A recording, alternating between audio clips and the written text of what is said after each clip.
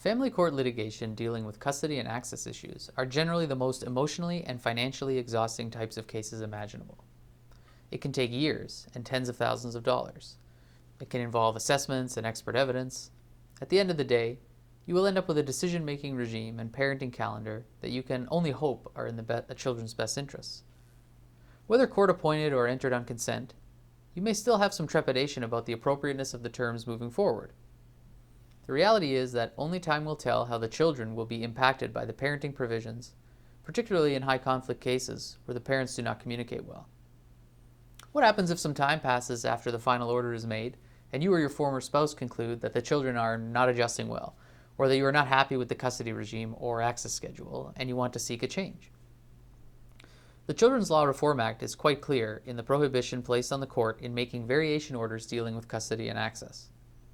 The only exception to this prohibition is the demonstration of a material change in circumstances that affects, or is likely to affect, the best interests of the child. It's important to note that the change in circumstances is measured from the date of the order sought to be varied was made to present, as otherwise, parties would be invited to essentially relitigate their already resolved case.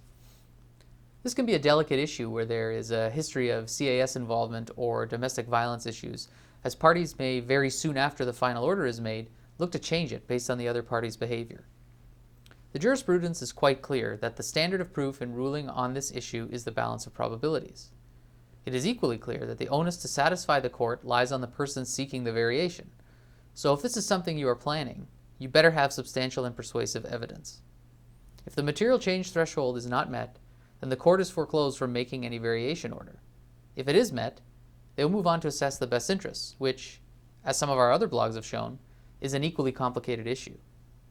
The process is an unpredictable one, and ultimately the court has to engage in a very fact-specific assessment.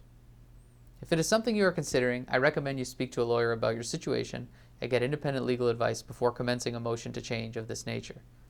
If you would like to schedule a consultation, please call 905-415-1636. For the Feldstein Family Law Group, I'm Nick Slinko.